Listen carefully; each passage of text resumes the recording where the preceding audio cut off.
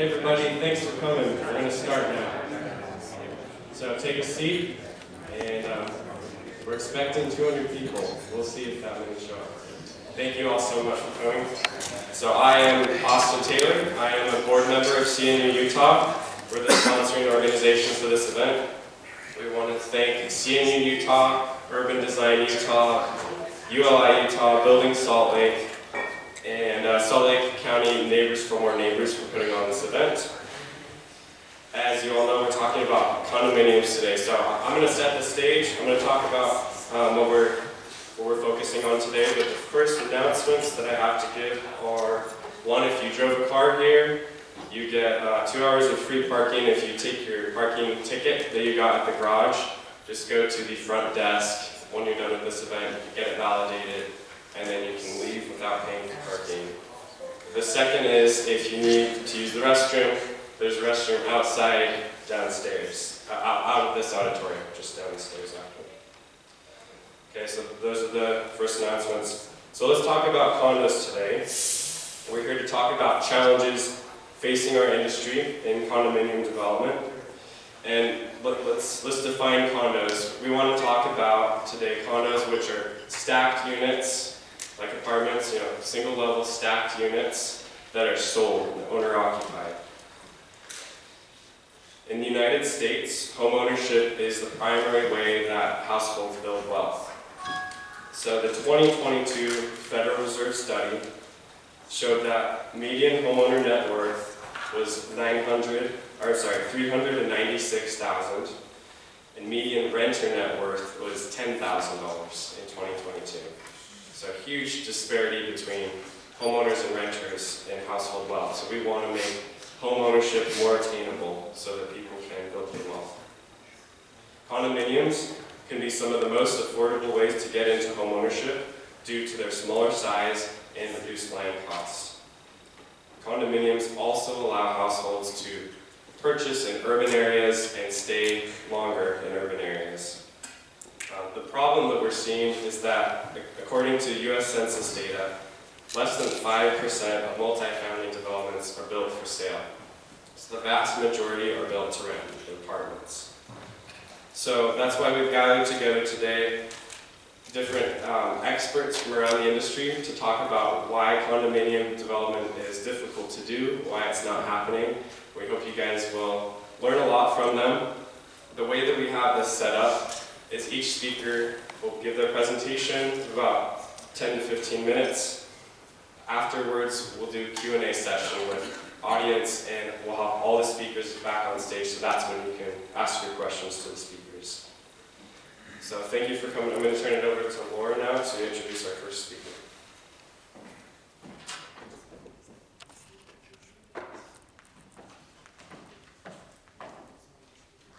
We're pleased to have with us today Dejan Eskic. He is the Senior Research Fellow at the Gardner Policy Institute at University of Utah David Eccles School of Business. Eskic is involved in housing, construction, and real estate research, fiscal impact studies, and economic and development analysis. His professional career has focused on providing the best information to key decision makers, whether they be local or state officials, executives of national retailers, or publicly listed REITs. Prior to joining the Gardner Institute, Eskic worked in the retail industry where he evaluated current and future sales performance for retail sites through statistical gravity modeling reflecting market demographics throughout the country. Additionally, he has worked on a number of public-private partnerships relating to tax increment financing, along with numerous real estate market studies and economic development plans. Before earning a master's degree in real estate development, Eskic earned a BS in urban planning, both from the University of Utah. He also serves as an adjunct professor of real estate market analysis at the University of Utah. And with that, we'll hand it over to Dejan.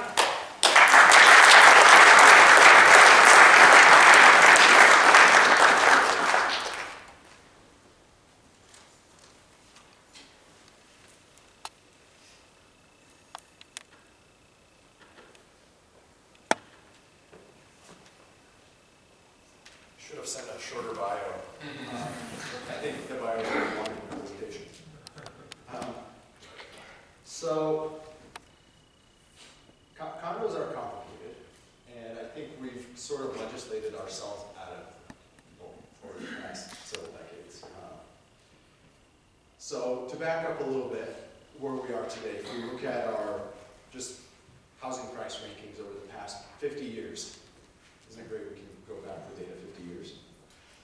You look at Utah, this red line, and basically since the 1970s up to, I'd say 2014, 2015, our median sales price was sort of in the middle of the pack. Okay? And as we come out of the great financial crisis, our economy starts booming, interest rates starts dropping, we keep getting more and more people coming here, our housing prices explode. You can see exactly where COVID happens, and now we find ourselves ranked 8th across the country. So, we have Hawaii, California, but then we're down bashed up with Massachusetts, Washington, Colorado, Oregon.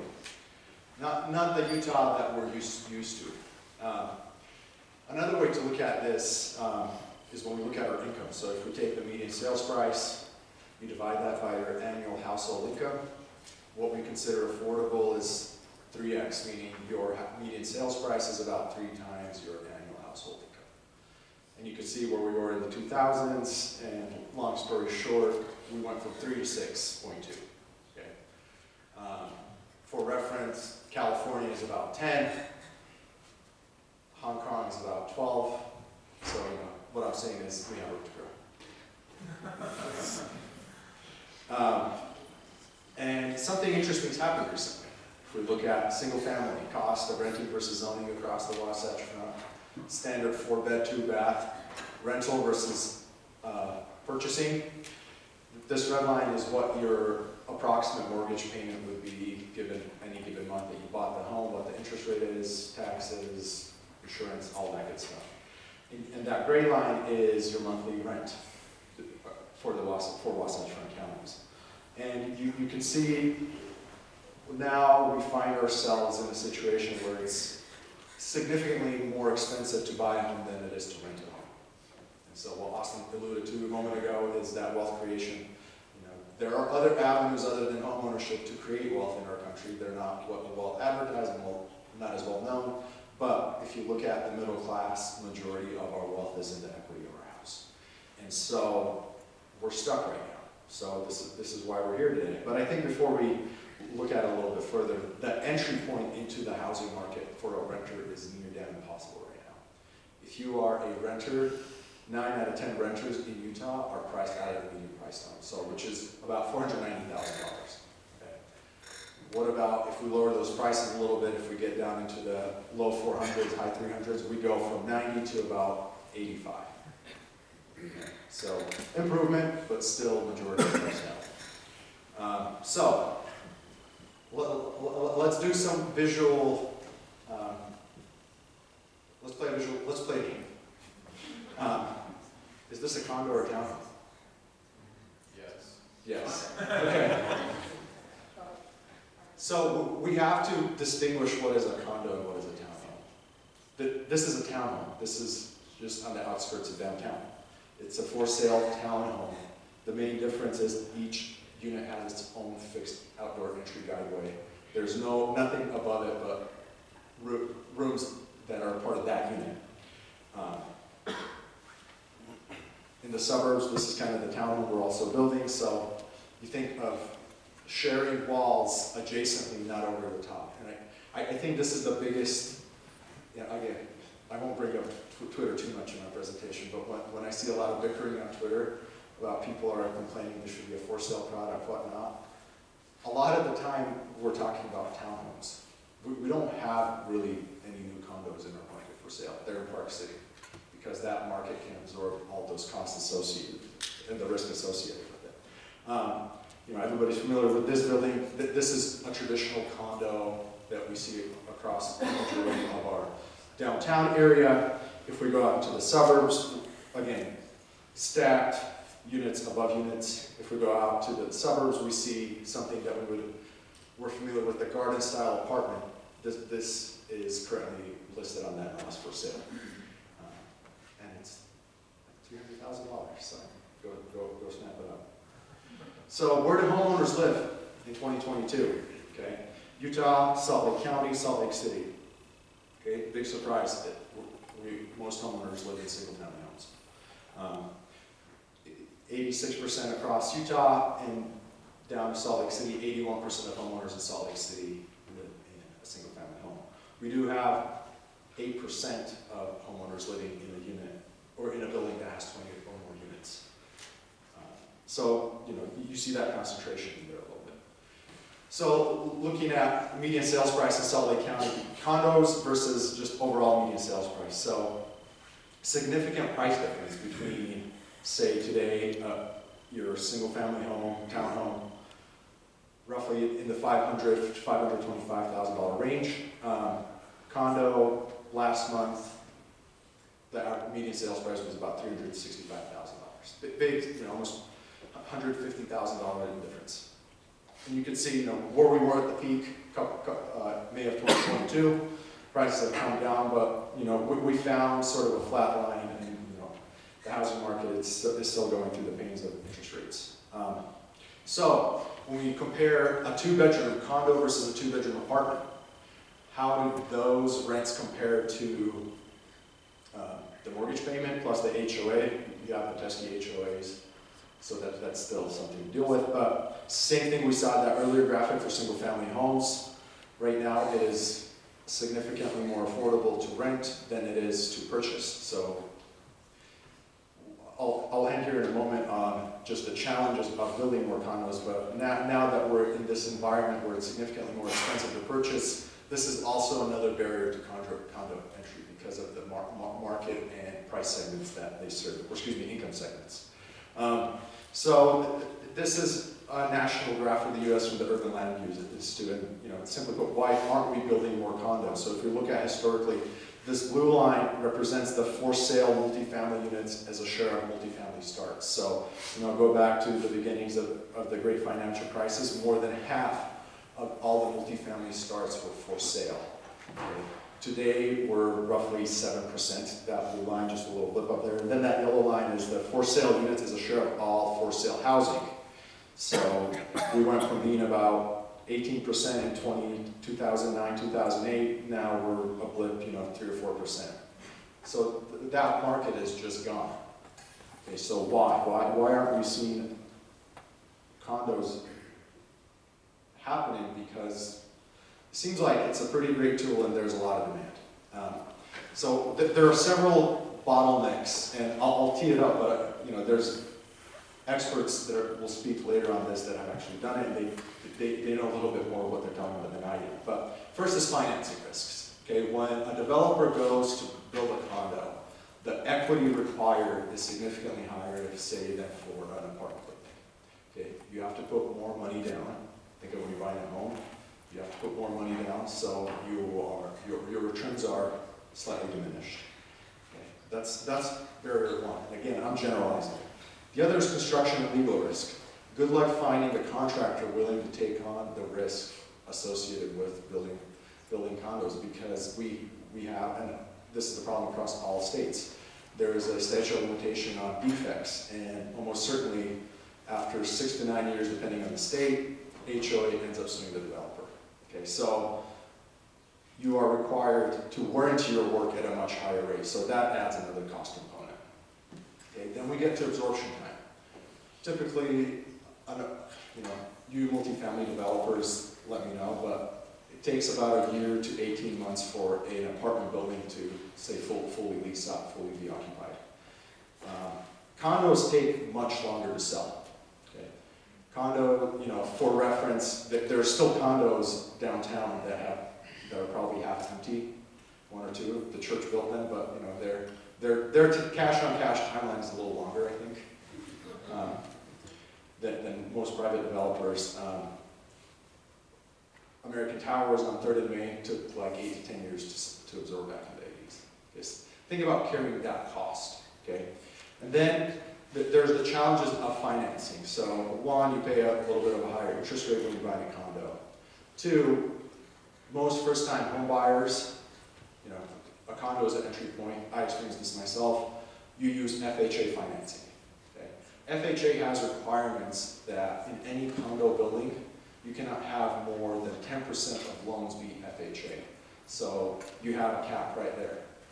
Okay. Then there's Fannie and Freddie obligations too. If you want to use a government-backed mortgage, there's occupancy requirements by, one, your HOA reserves have to meet certain requirements.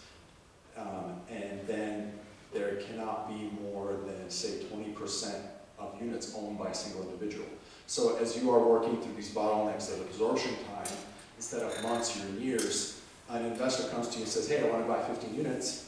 Too bad, you can't do that, right? So there's just challenge after challenge. So, you know, I see some dialogues on Twitter, you know, a project gets proposed and it's for rent, and people are upset that, why is this not a for sale product?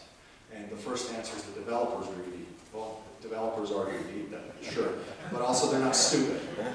And so, you know, put that aspect in where your option is. Do I go that easier route or that impossible route? And you're going to go that easier route. So that's my pitch. So we need to at least fix one of these aspects and focus on our policy, what we can do. And there's federal, there's banking, there's state and local opportunities, I think, in all areas. So with that, I'll turn it over to our next speaker.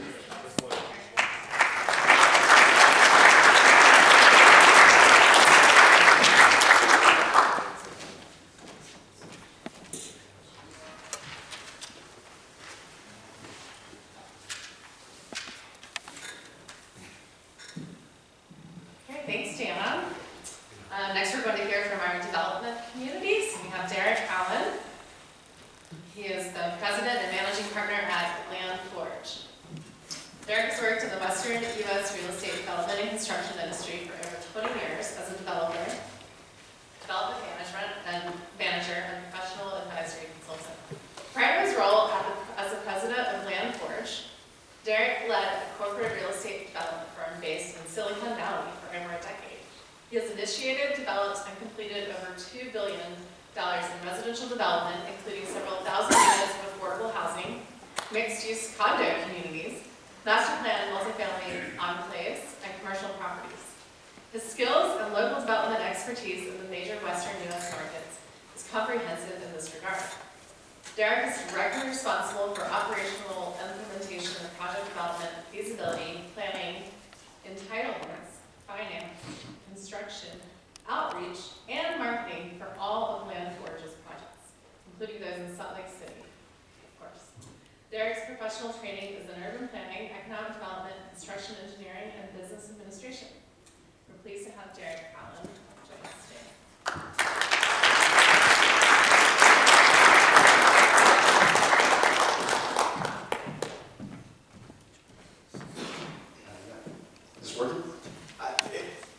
Nobody loves having a long introduction, I'm sure, but I gotta tell you, I was completely unnerved hearing you talk about all the risks of the developments I've already done. They're gonna come back and haunt me in a few years. You know, there's one thing about getting caught up in actually doing it. There's another thing sitting down and listening to all the things that could potentially keep you up at night. But you know, one thing that we try to do as a development group, and I personally, in every one of the projects that we've ever looked at, because we're open and willing to develop a lot of different types of projects, we have to ask ourselves which one is the most appropriate. What type of development would be that catalytic development that would make the difference in the urban fabric in which we operate, generally in urban areas? And I gotta tell you, it's probably my own personal preference, but 9 times out of 10, it comes back as, you know, it would be an owner-occupied condominium development.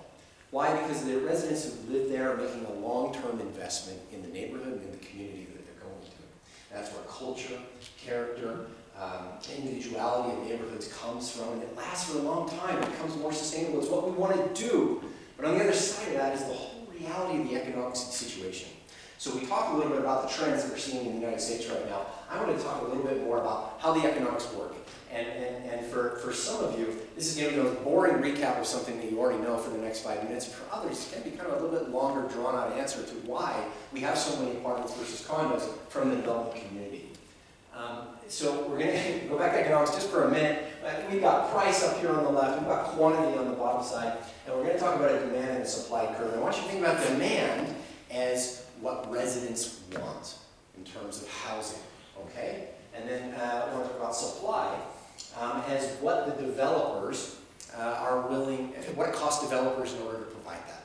Now, in curves, not straight lines. They do approach a limit, but what they show is exactly the same as straight lines.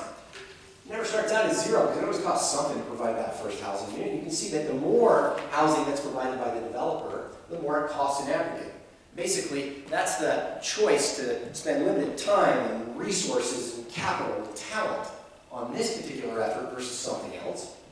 And you can see that something magic happens where these two things meet on the next slide. There's this magic clearing price, okay, where all of the demand by residents who want housing is met, and the developer is going to supply it at a certain quantity right here. And that's what we're really trying to find. If we go beyond that magic point, there's oversupply. And what will happen? Well, the developer's costs, remember that orange line, are going to be higher than what they get in return for it, the green line. So they're not going to be incentivized to do that. And more or less, we're running around trying to figure out all the time, are we ahead or behind this magic point in the middle?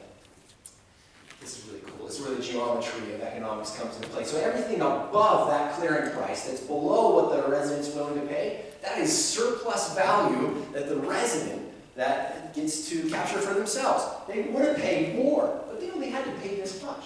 That's great. And everything below this line is value that the developer captures. This is the motivation for developing it. And together, these two things create total value. This is good for the economy. It's created. Now, this is happening, and this example is really simple, and it assumes it's an unfettered market, that there's not over-regulation, that there's not over-taxes, that there's not a pandemic in the middle of your project. And we can kind of see this is the relationship that residents and developers supply are working under. Let's talk about how that changes a little bit in condos and apartments. Go to the next one.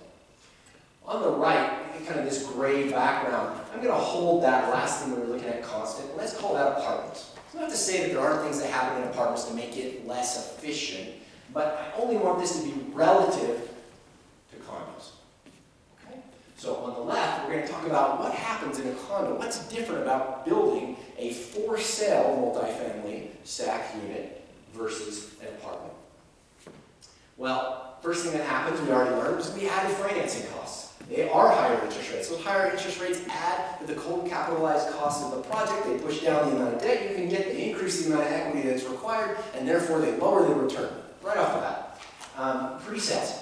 If I have to take units off the market before the project's even built, I now no longer get the benefit of appreciation over time. I don't get to create a market at the end of the project. And it hurts me. It's an added cost. Post-CFO absorption costs. We heard about the horror stories of American Towers and maybe a few other things that take a really long time. Those don't get factored into anybody's pro forma. Those are the realities that can happen.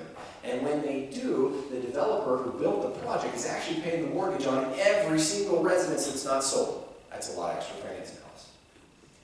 Construction costs go up. Insurance needs are different. This is part of the reason why I said it was hard to find a contractor who's willing to do it, because they can't all qualify for the insurance. They haven't all built condo projects before, and there's plenty of other type of work for them to choose that's not going to be so difficult or potentially so risky. The customization process. Well, when you buy something that's for yourself, there's usually some things that get personalized. You pick out the flooring, the curtains, the drapes, and that takes a little extra time. You can't buy it in bulk, and costs go up. Warranty service. This is a whole business unto itself. And this is kind of some of the latent defect stuff that was being talked about, is when I have an apartment building, I've got a building maintenance guy who, for a living, he knows how to maintain that building. He knows what to check on. He's got a schedule that he's fixing things before they're even broken. Well, yeah, it's easy when there's a punch list when you buy something new. Come fix this, Nick. They need some paint here. Something's a little crooked. But what happens 2, 3, 4 years down the line when somebody says, hey, I've got a problem? It can be really difficult to know whether or not it's a latent defect or the maintenance just wasn't done for a really long time. Unfortunately, that gets figured out in courts, and that's expensive.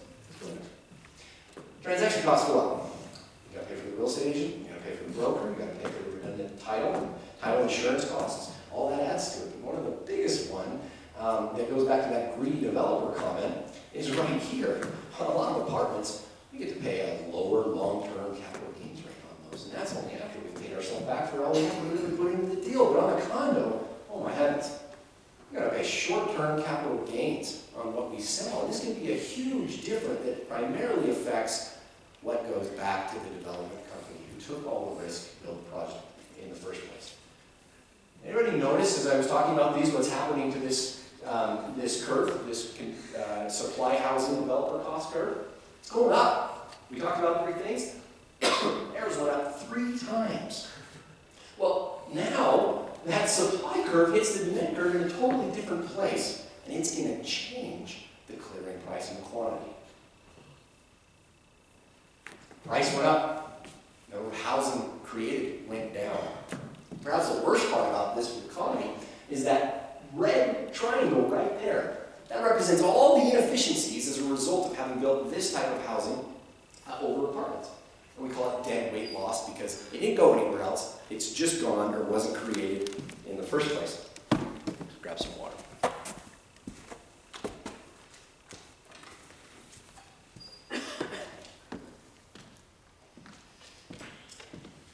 Now, something else happened here. All those things that went up, this may not have been value lost, economically speaking, but it was transferred. It went to attorneys, it went to vendors, consultants, people involved in the transaction along the way. And where that really happens is it doesn't just hit the developer, it comes right across the middle. Remember back to the whole geometry thing. And it's going to pull value away from the resident, and it's going to pull value away from the developer. And so as a result, we have reduced resident value, reduced developer value, and you can see when we pull the graphs away, there's a dramatic difference. Now, intuitively, we already kind of know this. Just want you to be able to see that this is the situation that we're up against. So if that's the case, why is it still happening in some places, even if it's not happening in a lot of places? Well, a few reasons. Some markets have incredible wealth concentration. Miami, Hong Kong, Tokyo, New York. And they're able to focus on really special projects like you see across there up at the top of the market. Well, that doesn't do anything for workforce housing, really. Not at all. And it's not something that's really in play for us here in Salt Lake City. We might have a higher or a softer demand curve. And what I mean by this is that they may be attracting less transient condo buyers. I'm sure you've all heard somebody say, oh, I bought a condo, and you think to yourself, oh, that's nice. Maybe they'll get a little money out of that to help buy a single family home someday. And there's nothing wrong with that. That's great. But there are some markets where that is not the progression. The progression might be a nicer condo, but they're already owning in a stacked condo product type in a market that is their neighborhood. Think downtown Boston, Washington, D.C., parts of San Francisco. We don't have that either yet, unfortunately. And this one's a catch-22. General market unaffordability. If I can drive 10 minutes away and purchase a condominiumized townhome with twice the space at half the price as the stacked condominium in downtown Salt Lake City, am I going to do it? If I'm in workforce range, I'm probably going to do that. And it's probably why we can see the economics for that type of product type working. We call it missing middle, we call it downtown adjacent. I think there's a lot of ways we can do it better. I think there's a lot of ways we can do more of it. And I think there's a lot of ways we can get that into other cities besides just maybe Salt Lake City and Salt Lake County. But it's partially the reason why the stacked condo in downtown urban areas still remaining as a niche product here. So let's talk about regulation. What can we do about it? Good or bad? Regulatory change. Locally, is it good or bad? I don't know, maybe. And the reason I say maybe is because I built a lot of condos in California under a law called SB 800, where that latent defect issues 10 years down the line, something I had nothing to do with it. I'm guilty until proven innocent. I have to go destroy a wall to prove that it was constructed right in the first place. There's a whole lot of reasons not to develop for-sale housing. And so you see that largely outside, ultra-high-end downtown stacked condos, it's not happening as much there anymore either. I would hate for us to focus so much on the regulation, trying to get it just right, that we found ourselves in a worse situation than we already are, which actually isn't that bad from a regulatory standpoint here relative to what could be. Incentives, yes please. I think that there could be a lot of benefit to would-be condo developers. And I'm talking about reductions in parking. We need parking in order to be able to sell the unit to somebody long term. And I'm talking about allowing us to build a bigger project. The bigger the project, the harder the condo project it is. But things like flexibility on form, setbacks, materiality, how we choose to activate the ground floor space. I'm not saying don't activate it, but putting in a mixed-use income-generating asset like a retail space into a condominium building, those are different economics. Let's go to the next one. Sponsored financing, please. This one's tough. Is it a political situation? Is it a forward-thinking city? I don't know. But even at a state level, as it relates to banks, so many banks, if they provide the construction loan on a project, they'll have waivers that say, I hope you know we're not going to now provide the mortgages for anybody who buys a unit in your building. Well, how does that make any sense? What if we could reverse that somehow by expectation? A subordinated soft debt financing program. What if there was funding available just during course of construction, sat behind the primary fund, financing eligible only for owner-occupied units, to soften those limitations on how much debt is required as you're able to get in the private market to develop, and reduce the amount of equity, therefore increasing the amount of return to equity investors, and make owner occupancy more appealing. And then this one here, this affordable housing funds. So if we could divert some affordable housing funds towards being more owner-occupied units, and we were allowed those funds to be available for people who bought during pre-sale. Imagine you qualified and you were for workforce housing, for sale, owner-occupied, and you were able to take it off the market during a pre-sale period where you didn't have to compete for it, where you didn't have to wait a couple of years for it to be completed, during which time there was appreciation and you could no longer afford it, and during which time the same funding that would be available to you later as secondary mortgage could be passed through to the developer during the course of construction underneath their obligation, and then fall back onto you when you finally got to move in. All of these types of creative financing approaches would go a long way to limiting the finance risk associated with the project and making it easier for developers who do want to build condos, either because it's something they care about or it's a risk they want to take that the market's going to magically approve in the next 2 years while they build it so that they can try and make more money than apartments. And then this last one here, land leasing contribution. Anybody familiar with like Marina Del Rey in California? There are markets where public land ownership is maintained. Land leases are implemented for owner-occupied restricted housing. And this can be an interesting way to take the land costs, which have gone up dramatically around here, out of the equation for what needs to be done to accomplish owner-occupied housing. So what are we going to do? There's a really long way of saying that there is no one easy solution, but I saw from the guest list of who's going to be here today just how broad of representation we have here in this room. And I'd like to think that as we put our heads together, we can focus on financing. We can focus on not making regulation more challenging. And we can look to see how we can partner with cities to put in these owner-occupied requirements to some extent in our planning going forward. If you're a developer, if you're working with a developer who you think has interest and genuinely wants to go down the stacked condo approach, the more their ducks are in a row in advance, they've qualified for FHA clearances, they know what lenders they're going to use, they've figured out what their pre-sale contracts are going to be, they've gotten their budgeting for the HOA organization through a third-party HOA management company so that it's actually accurate and real. All of this has an effect of reducing litigative risk, reducing financing risk, and they're just going to have to work with a contractor who's done it before. It can be done, and the more that they line themselves up in advance, the less risk they'll expose them to. And notwithstanding the incredible spikes we've seen here in this market of recent, this is still a market full of great job growth, a lot of interest in this downtown area, and an incredible amount of investment that's yet to come. I actually think there is a case for further condo development in downtown Salt Lake City and surrounding cities. One more. And that's it. And if during Q&A you have any questions about how, I'm happy to answer those.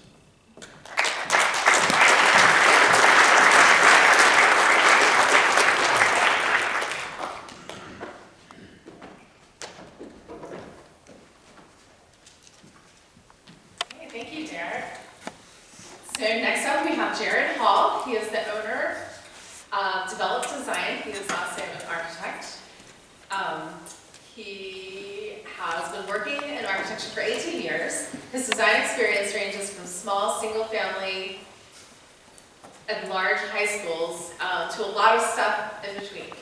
Developed has had a significant focus on housing design for the last couple of years.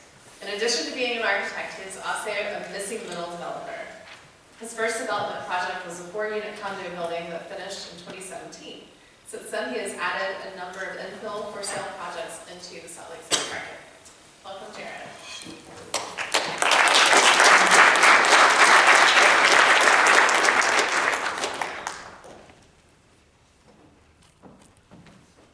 Hi, so I'm Jarod. So I work at a much different scale. Like everything we do is a lot smaller, and therefore, like a lot of the risks are different. So my first foray into development, as we said, was a 4-unit project. Like when I was ready to buy my house, I wanted to live downtown, looked around, like the only options were really old houses. So that's what we bought. But then I've been trying to figure out how to make that not the only option. So the first project was this little 4-unit condo building that was small enough that we could actually make it happen, but it also, we maybe made it happen because we didn't know everything we were doing. But we've talked a lot about kind of the difference between different buildings. Like if it looks like an apartment, it's definitely a condominium if it's for sale.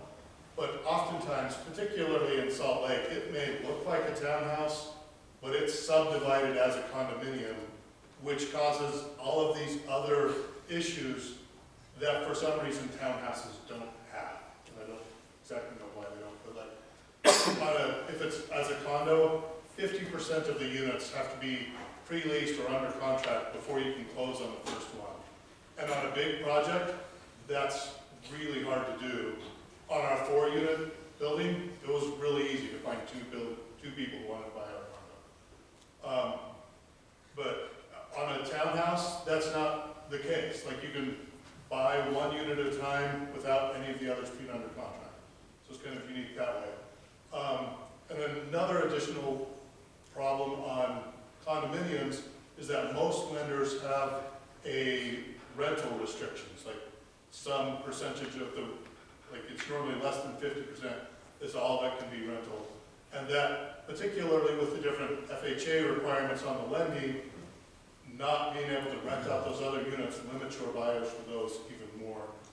And then also on sort of townhouse projects, you can deliver, like if it's a bigger project, you can deliver it incrementally. You can build 20 of the 100 houses, get those built and sold, and then start the next 20.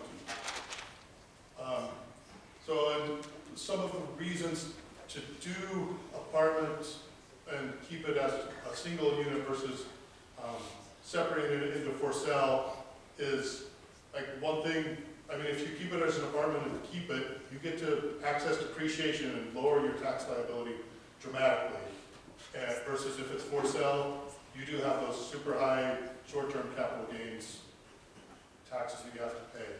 If you're holding them long-term, you get to access appreciation as the building prices raise, versus if you're selling those as they get built, you're transferring all that appreciation value to the people you sell that to. You get the benefit of loan pay down over time if you're owning the building long-term. And then if you're selling it, you, as we've talked about a little bit already, like you get to fill the complaints of a lot of different owners, versus if it's one apartment that's owned, then you have your maintenance guy who is going and fixing things either as they break or before they break. And then if it's for sale, your insurance costs are higher, both during construction and ongoing over the life of the building. It's higher cost to maintain the insurance.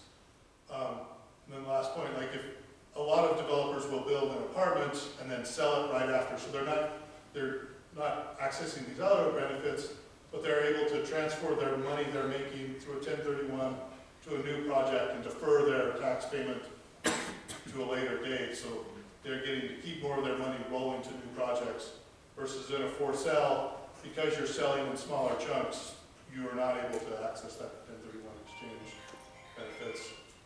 So then, because of the scale I work with, it's much smaller, but we do a lot of for sale stuff. Some of the ways that cities are blocking condos or townhomes or any sort of missing middle projects is minimum lot size to do any sort of subdivision. So Salt Lake City is unique in that they don't have this, but most cities require at least an acre of land before you can do any subdivision at all. And an acre project of any sort of multifamily is a big project. And then you run into all these other problems we've talked about with condominiums versus, most of the projects I work on are a quarter acre or less, and so they're not allowed in any other city.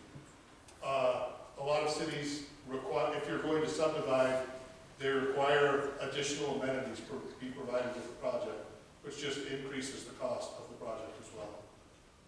And so kind of cities trying to figure out how to make the missing middle housing work better and be able to be built will allow these smaller scale for sale multifamily projects to actually happen. So this is a picture, it's a project in Salt Lake. The project on the left was not done by me, the project on the right is one of our projects. In this particular zone in Salt Lake City, a condominium is allowed. They had no planning process, they just get to go build. But then there's all these hang-ups in how are you going to sell it, how are the people going to get loans to finance it, versus on our project, we wanted to try and eliminate those risks of financing later, but that then required a design review and a 5-month of holding costs at the first of the project to kind of make to get the townhouse to be allowed. And additionally, in this particular zone, townhouses had much larger setbacks required than the building on the left, which is essentially the same building, just subdivided as a condominium. And then some of my ideas for kind of how to help make for sale multifamily projects happen. The cities sort of easing off this minimum lot size so that missing middle projects can actually happen and are easier to do. Potentially RDA subsidies for sale projects because financially they aren't as beneficial for owners. Another potential thing is RDA's holding loans until you reach that 50% threshold in which you can then go get traditional financing, and those can be transferred to traditional financing. There's a state that's looking at builder's right to remedy law, which requires the HOA contact the builder developer team, and they have the rights to remedy any problems before any suit can be filed, which should help kind of reduce the cost of those remedies. And then one of the concerns cities have with allowing smaller HOAs is small HOAs are inherently not particularly well managed because it's just 4 or 5 people that are trying to know how to manage an HOA that have no experience with that. And cities could provide some HOA assistance to help teach them how to manage an HOA, and so that they can keep the HOA and be prepared for the large bills that do come to HOAs over time. That's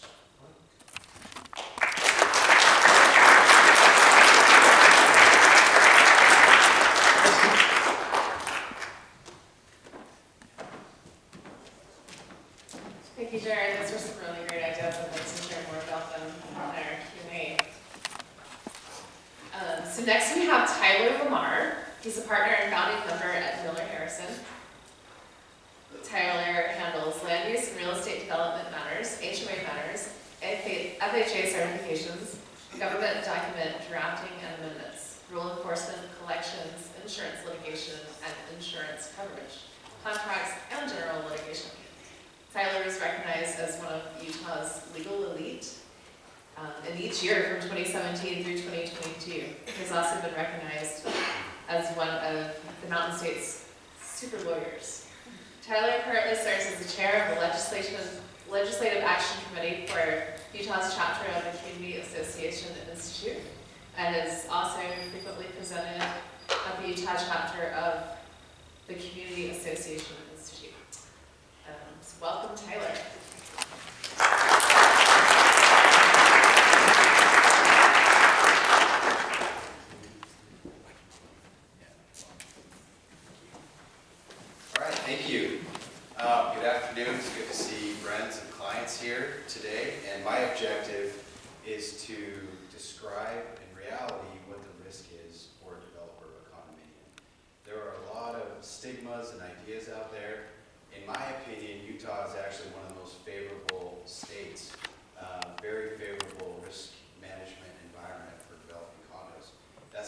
say that there isn't risk related to it, but the story I'm going to tell today will help you kind of have a better understanding of the risk you face if you develop a condominium.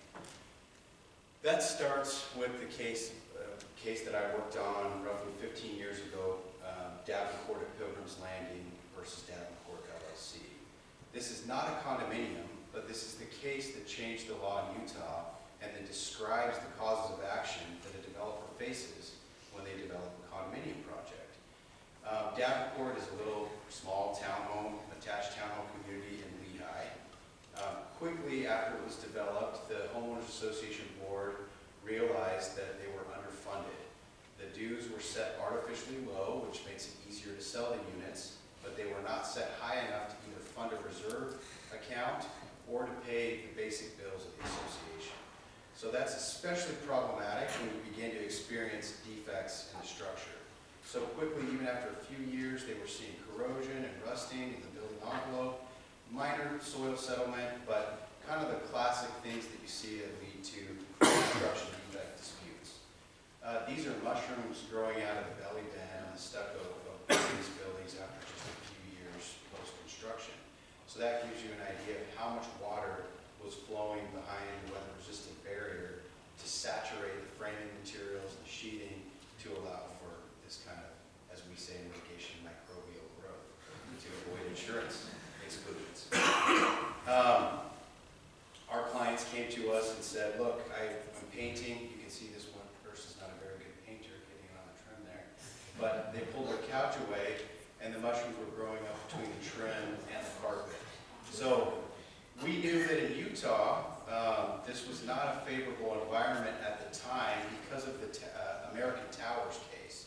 The American Towers case, another client of ours, major plumbing defects after turnover, owners brought a claim, and the Utah Supreme Court said, in Utah, you're stuck with whatever warranty you bargained for in your contract. In this case, it was like a 1-year warranty. So they said there is no tort or independent duty to build to any standard in Utah, so whatever you bargained for in your contract, that's what you get. So we felt with the case that we had before us in Davenport that it might be right for a change in the law in Utah. Of course, it was dismissed in the district court, it went to the Supreme Court, and while we were waiting for a decision, immediately legislation was proposed to try to get ahead of the anticipated ruling from the Davenport court, the Supreme Court. So I won't have enough time today to talk about all the nuances of it, but there are some key things that came out of this case, both legislatively and from the holdings of the court. So first, a law was enacted that essentially codified the economic loss rule. And this makes it clear that in Utah, construction defect claims are still contract claims only. The only way you get to bring a tort claim based on a duty is if someone's personally injured or property other than the building and structure is damaged. So if the roof caves in, you're still stuck with your contract. If it ruins your antique table, you got a claim for your table, but not the roof, except based on contract. If the roof caves in and it breaks my leg, I can bring a tort claim for my leg, but I'm still stuck with whatever my contract says for the roof caving in.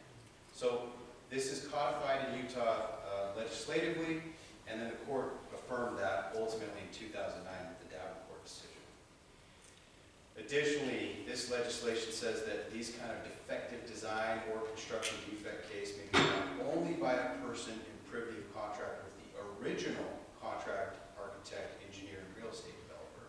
The significance of that is you don't get subsequent purchasers that have a statutory claim. It's limited to the original purchaser. Now, in theory, that could be assigned in some way before the sale. I can tell you in practice that does not happen. People don't sell their property and assign their claims. In practice, that doesn't typically occur. Okay, so why should we care about Davenport? It created 2 new causes of action that in most part affirmed the American Towers case, but in some ways overruled some of the holdings in the American Towers opinion. The first cause of action recognized by the Utah Supreme Court is a fiduciary duty on the part of a developer or creator of a community association, an HOA or a condo or a townhome. These are limited, had fiduciary duties that are adopted straight from the Restatement 30 Properties, section 6.20. There's 7 of them. So a developer now in Utah, it used to be you could kind of cobble together a set of CC&Rs, throw together a budget, you know, look around, put it together, turn it over to the HOA. It's up to the homeowner from that point forward. Those days in Utah are over. You have a duty to establish a sound fiscal basis. You have a duty to establish reserves. You have a duty to disclose relationships that the developer may have with a manager, with a telecom provider, with whoever. You have duties to disclose that. You can still subsidize the dues to keep them artificially low, but if you want to subsidize them to help sell your units and keep them artificially low, you have to disclose that subsidy. So the HOA financials have to show we're providing maintenance during the build-out phase. So after turnover, that's going to go up, right? And there's other disclosures like that. We'll talk about in a minute that there is kind of a wormhole into some construction defect in these fiduciary duty claims as well. Secondarily, it created an implied warranty of working-like manner and habitability. And if you read the Davenport opinion, the Supreme Court recognizes that in Utah, we were a minority of 1 of the 50 states who had not yet adopted an implied warranty, which is why we felt it was right to take this one up. Now, even though they were the last state to adopt an implied warranty, they didn't go nearly as far as other states have. It's a very narrow claim, and the district courts have applied it narrowly in the litigation that we've been involved with on both sides. So for the first 5 years of my career, depending on your perspective, we either went to the dark side or the rebel fleet, I don't know, but first 5 years, we brought claims against those developers. The last decade of my career has been providing risk management to help developers who desire to provide this type of housing. So these are the elements of an implied warranty claim. Excuse me. It only applies to the purchase of a new residence. So a condo conversion, it does not apply. If someone lives there as a rental for a period and then sold, it does not apply. So it only relates from a builder-vendor or a developer-vendor to the original purchaser. It only applies to latent defects. Examples of this that we've seen are exterior gypsum board that was improperly lapped with windows. It gets wet, the paper face delaminates from the gypsum core, it ruins the fire rating. No buyer can inspect the gypsum sheathing on a walkthrough, right? Examples of where it has not counted are reverse grade asphalt or reverse grade concrete that funnels water to the building and causes it to settle. The court ruled if it was reverse grade when you bought it, you could have put a level on that and inspected it. It's not latent. It's usually concealed conditions related to soil beneath the building or improper weatherproofing elements in the building envelope. You have to show that the defect was caused by improper design, material, or workmanship. If what you're experiencing is a weather event that's out of the norm or a flood that's out of the norm, the implied warranty does not apply.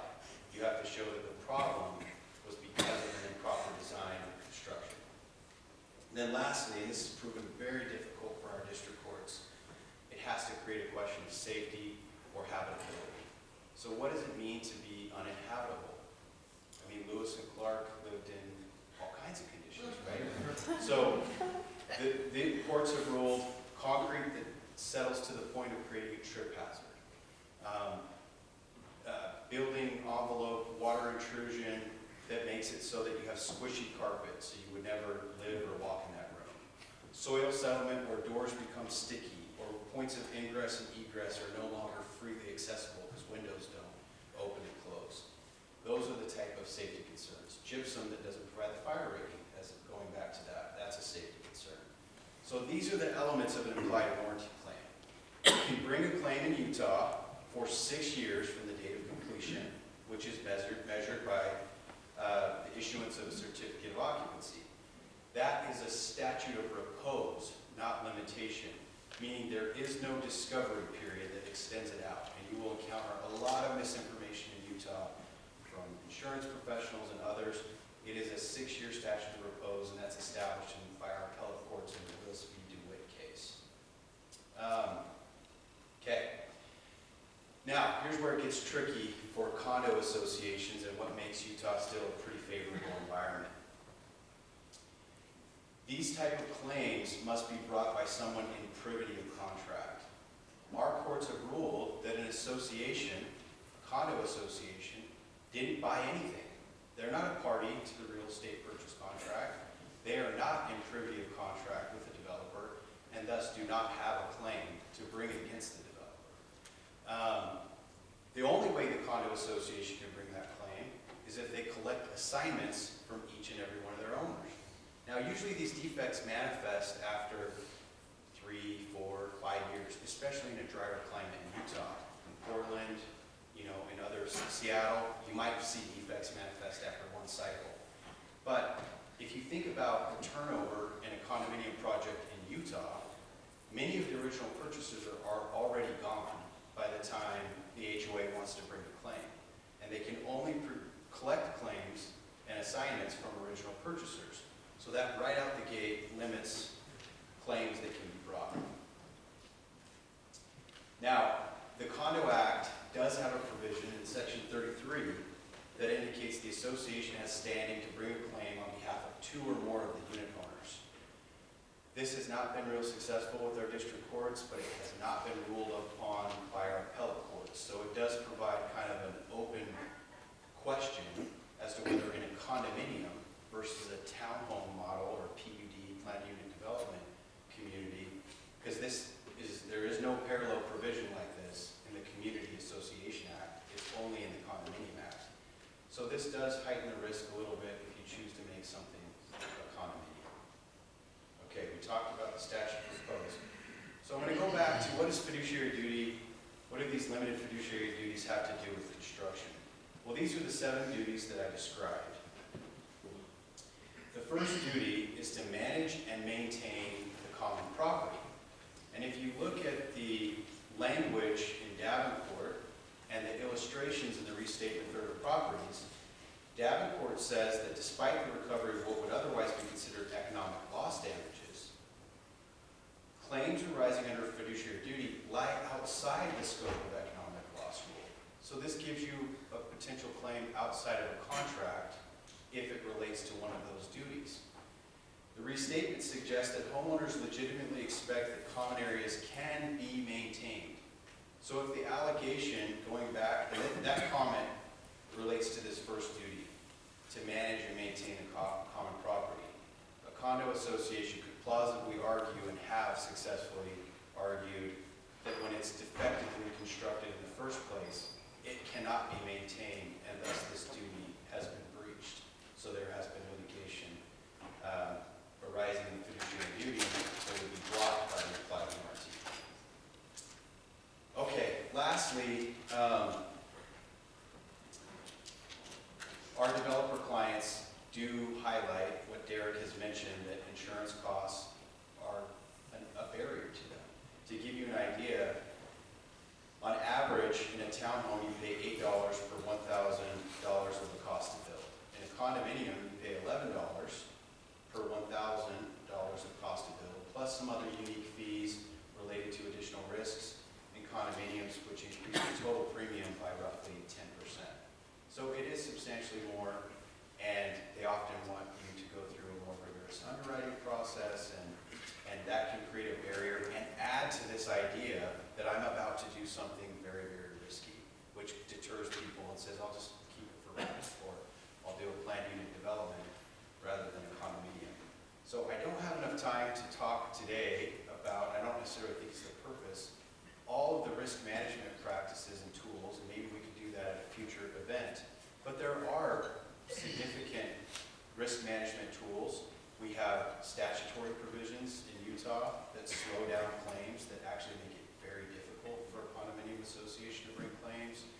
There are provisions you can put in your real estate purchase contract. There are provisions that can be contained in your declaration of covenants, conditions, and restrictions that perhaps do a right to repair. We see those type of provisions that you described that you can implement contractually. There are alternative dispute resolution things. It all starts, though, with building a good product and setting up a good HOA. And that's generally what we advise advise our developer clients along with these other backup tools. And we do have a lot of developer clients that are building smaller, stacked condominium projects in Utah. I agree with Derek that the main barriers are economic rather than the perceived legal risks. There are certainly legal risks in Utah, but they are manageable, and it is a favorable environment here compared to states like California, Nevada, Oregon, Florida, even Colorado, our neighboring state, is a riskier state to build condos. It's a pretty favorable environment here from my perspective and experience. So happy to answer questions when we get to that point.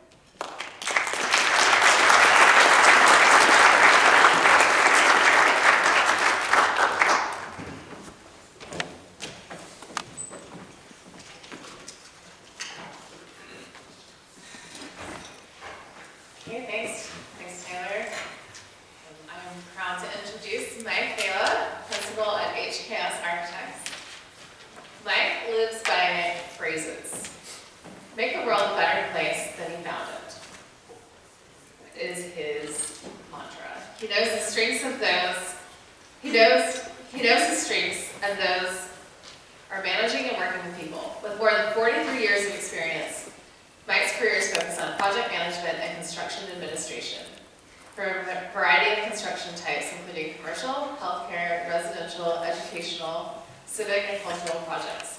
His influence can be seen throughout Utah in projects such as the McKay Dean Hospital, Montage Deer Valley Resort, the Wells Fargo Tower, formerly the American Stores Tower, the Eccles Theater, the Capitol Theater, and Valley West.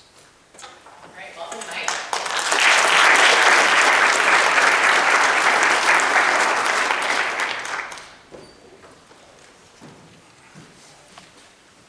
Good afternoon, everyone.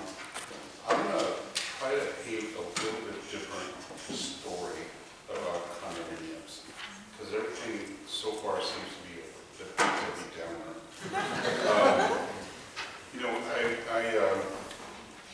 I want to say that HKS loves doing condominiums.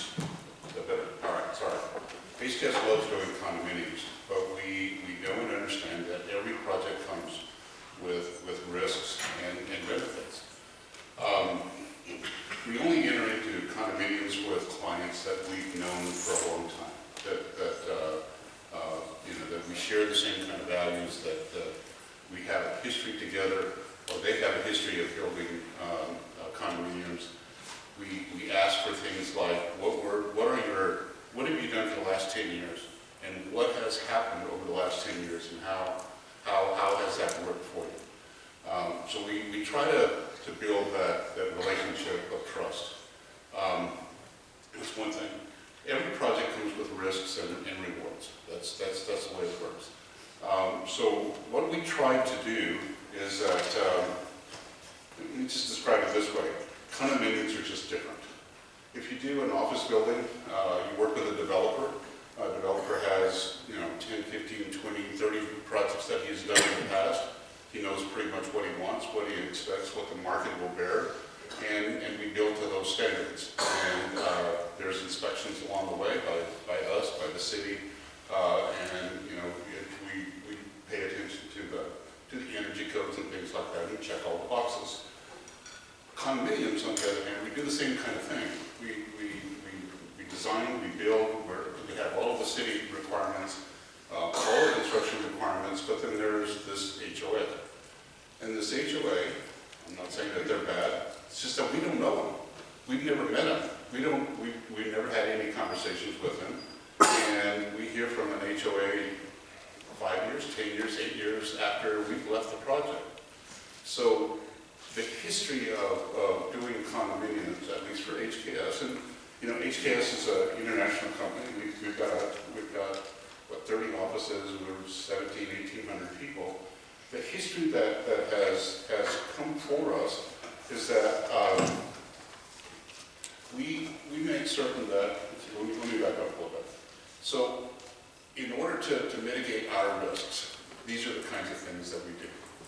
That when we're talking with different developers, we will advise them to establish a fund, depending on the size of the construction, 100,000, 200,000, whatever it is. Put that in escrow. Because as some people have said, every condominium that seems to be built comes with some litigation. So if we know that ahead of time, we prepare for that, we put some money aside for that, we do our best, hope for the best, and then see what happens. That's one thing we do. We also then, there's something very specific that we do with our addendum, with our ownership, in that we try very hard to limit the architect's liability. There's ways to do that. But I think one of the things that is really good and has worked very, very well for us is that we have a peer-reviewed consultants that are brought on board. And the reason that we do that is that if indeed there is litigation that happens 5 years after we've left that claim, this glass isn't as good as it could be, or it wasn't installed the way it could be, then we have documentation that's independent, not just us, we do it ourselves. We have normal inspections, but then there's special inspections. We have special inspections for roofing, for glass, for the exterior wall, the moisture, all of that kind of thing on the wall, the skin of the building.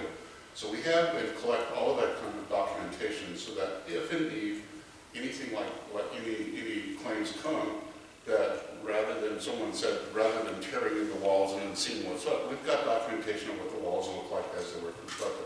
It's a little bit more money, it's a little bit more time and expense, but it saves us in the long run. I think the last thing, when someone asked, does our company do condominiums? My answer was, yes, we do. But we limit the number of condominiums that we do at a very specific rate. Over we do about $1 billion worth of construction a year. We limit that because we don't, our insurance will require us to keep that limit, for one thing. And then I just don't want to say is that we only work with people, with developers that we know and trust. I will say that the majority of the condominiums that we do, like JKS, is that we work with, we might do like Montage Hotel. I think there were 24 or so condominiums at the top of that. And so there's a protection that we have because we're working with a large developer, a hotelier, and so it puts a little bit more distance between us and potential homeowners association.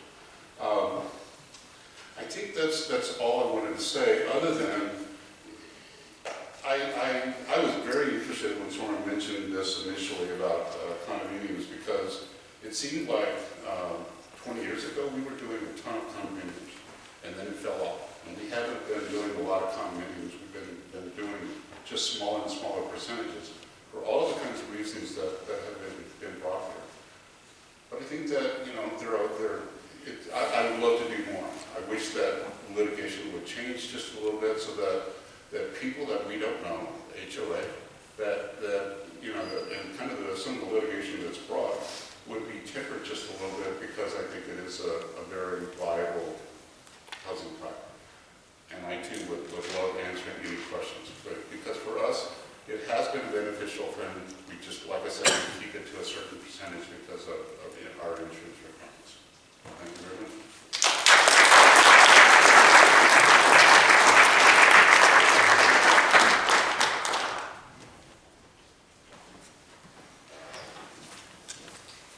Thank you, Mike. Steve Waldrip is our next speaker. He is the Senior Advisor for Housing Strategy and Innovation at the state of Utah. He completed his undergraduate studies in English at BYU, received a law degree from the University of Utah, and a master's in taxation from the University of Washington. After practicing law for a short time, he took a job with the Boyer Company in Utah at the beginning of the Business Depot Ogden project. As a manager, he helped bring $500 million in private investment to the BDO in Ogden, negotiated $250 million in lease transactions, and helped create over 4,000 new jobs. He served 2 terms in the Utah House of Representatives, co-founded a social benefit real estate fund called Rocky Mountain Homes Fund, where he worked for several years. He's currently serving as the governor's senior advisor for Housing Strategy and Innovation, a role he assumed in December 2023. In addition, he serves on the board of United Way Northern Utah, the Utah Commission on Housing Affordability, and the board of the Utah Housing Corporation. Welcome, Steve.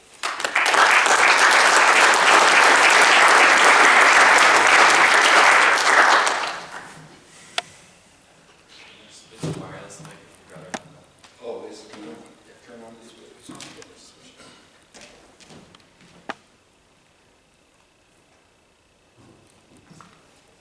It's loaded. I'm sorry to make you read all that. That was way too long.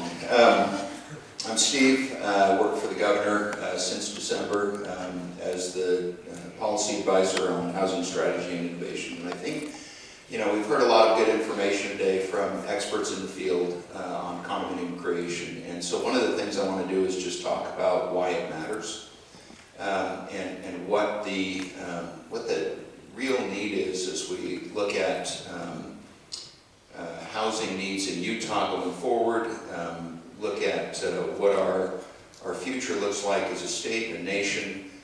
Following the downturn in 2008, 2009, and Dejan produced all of these statistics. So, you know, we saw that swale in production.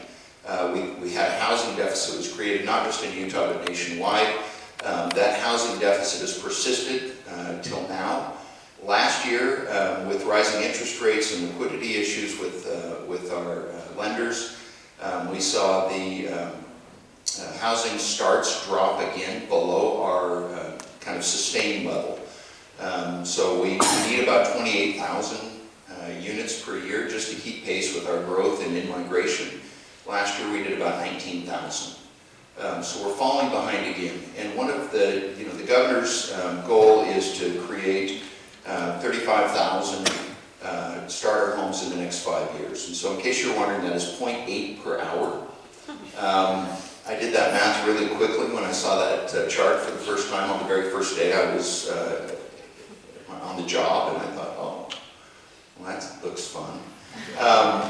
Especially since I'm not building any of them. So my job, as I see it, is to help our communities to do smart development, to do smart growth. Density does not have to be bad. As we know, we go to Daybreak, you go to places where density is really, really well done and thoughtful. And condominiums can be a very critical piece of that because they create that bottom, that initial into the housing market, into ownership. We heard earlier today the statistic, $396,000, almost $400,000 is the mean net worth of a homeowner versus $10,000 for a non-homeowner. So let's say we create 10,000 homes in Utah, starter homes. We put 10,000 additional people into home ownership that otherwise wouldn't be.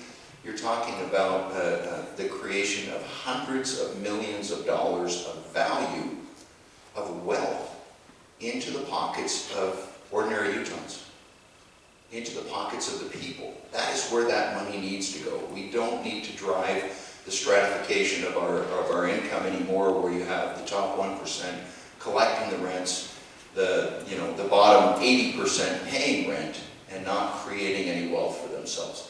So condominiums are a critical piece to that, even though that's not a formal part of the governor's strategy.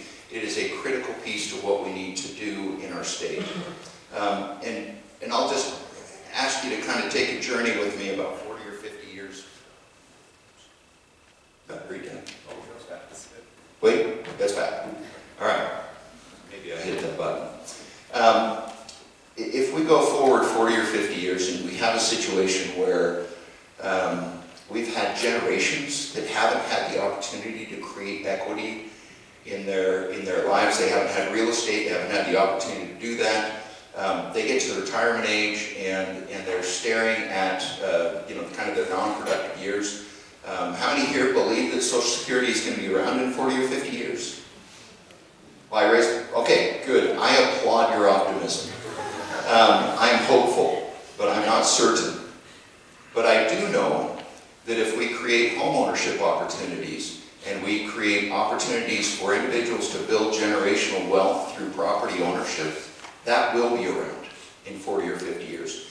If we don't do that, we have generations leaving their productive working years without potentially a social safety net or the same form of social safety net that we've enjoyed, and without the opportunity to draw on wealth that they've generated through their working career, which is what real estate does, and property ownership does. And then they have to look for, how am I going to support myself? They look to their family, their kids. Generally speaking, though, we look to Uncle Sam, and what I like to refer to as Aunt Beehive, to fund our lifestyle. And so what does that produce if we have generations without wealth? It produces a scenario where they are looking for someone to support them. And so who do they vote for? The person who offers them the most free stuff. And it's not limited to party anymore. I mean, it used to be, but I don't think it's that clear anymore. And there's a limitation on that. We can't do that. It doesn't work. We've seen it in other countries. Go to Venezuela for a vacation, if you'd like.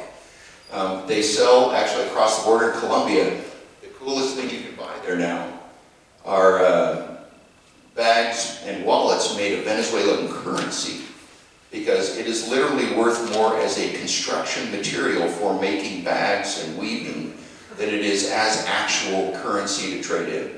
There was a period of time where you had to bring literal a wheelbarrow full of cash to buy a dozen eggs. That's what happens when we lose the middle class, when that wealth generating opportunity is no longer around. Our society doesn't work. The American dream is based on that ability to move up. Utah is the #1 state in the nation for social mobility. And I'll explain what that means. That means if you are born in the lowest socioeconomic class in Utah, you have the greatest potential of rising to a different and higher socioeconomic class anywhere in the country. We need to foster that, and one of the key ingredients to that is the opportunity that buying and owning property produces. So when we talk about condos, again, they're not the most sexy thing. You know, you don't hear about the condo with a white picket fence, right? I guess maybe you could have one inside your front door somewhere out on the lanai. You know, you have a condo with a white picket fence. But they're a critical stepping stone for people both on the front end and on the back end. On the front end, when they're getting into the market, it's the least expensive step into housing. And on the back end, it's a very nice landing place for people who want to continue to own and have ownership and continue to generate value and frankly put some money in a safe place where it can be transitioned into future generations. And we're not building enough of them. We're just not. We've heard that over and over again today. The barriers that, you know, there are some things that we can't tackle in just Utah alone. One of those is the tax structure. We have a federal tax structure that favors so greatly apartment development over condominium development. It's kind of frightening. I've actually reached out to our federal delegation. I didn't want to think about what this means, but we really need to tackle that on a federal level, because we are creating a preference for wealth stratification in our tax structure. And that's not good policy. That is actually really, really bad policy. It works really well for a very few people, relatively speaking, but it creates great harm for the vast majority of Americans without anybody really even thinking about that tax policy issue. The insurance issue, we've heard some today, and I'm grateful for the wisdom we've heard from Tyler and others. I just had a conversation yesterday with our insurance commissioner, John Pike. He and I are committed to working with insurers to see if we can. Utah's so little, like, you know, and Tyler knows this, you know, like you say, well, Utah's different. And they say, I don't care. You're too little. We're not going to change things just for Utah. Without scaring away insurers out of the market, we don't want to do that. But we do want to put some pressure on our insurer partners that are doing great work here in Utah. We have very good insurers. They've kept our businesses running very well. We haven't had the issues of California where you have insurers that are literally walking away from the state, the biggest state in the nation, because they don't want to do business there anymore. Florida's not far behind. We don't want to create that scenario because that ends up hurting our consumers. But we do want to put some appropriate pressure, and we're working on how we do that with our insurers to say, look, you have to recognize the reality of the structure that we've created here in Utah and price it appropriately, and that's not happening right now. So that's another thing on the governor's agenda, on the executive branch agenda, is to try to address that issue, because we have to do better.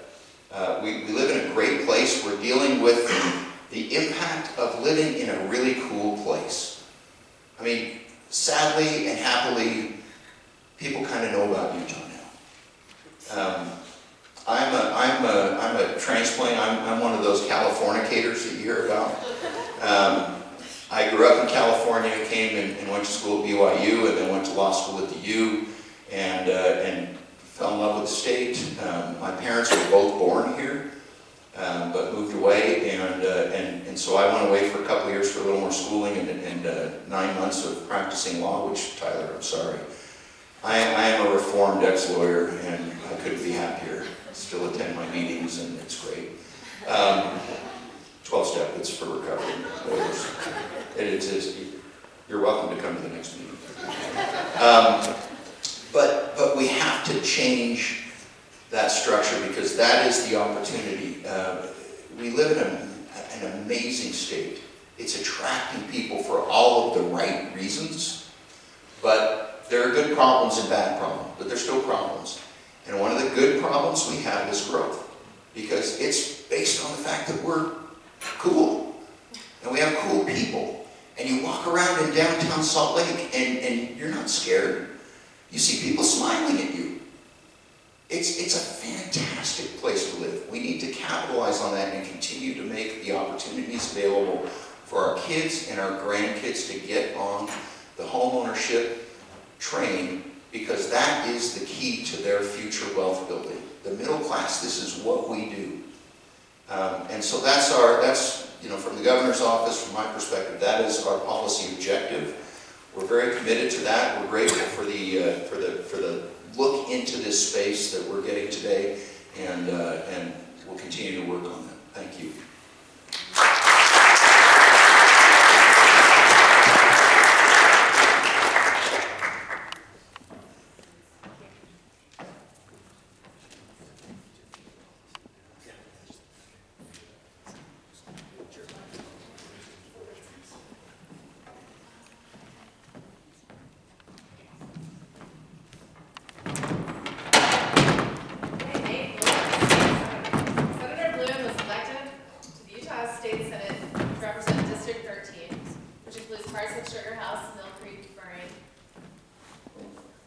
West Valley City and South Salt Lake. He received a bachelor's degree from the University of Utah and a Master in Public Affairs from Brown University.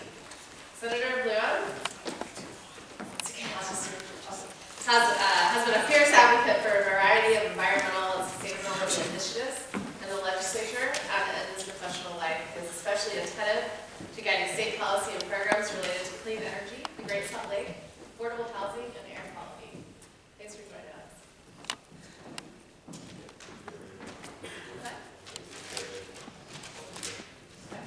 We also have with us Representative Raymond Ward. Representative Ward has served the Utah House of Representatives since 2015, representing Bountiful and West Bountiful. He serves as the House Chair for Social Services and on the House Transportation and Health Committees. He focuses his legislative efforts on medical issues to make sure that the state Medicaid program runs well, and also has a strong interest in housing policy, particularly focusing on what kinds of changes could be made to allow for easier construction of smaller and more affordable housing units. He's a family physician in private practice at Cope Family Medicine. He has an MD, PhD degree from the University of Washington in Seattle and completed his residency training in Grand Junction, Colorado. He has a daughter and son-in-law who are currently in the process of trying to buy their first home here in Utah, and that has caused him to have some strong opinions about the cost of housing.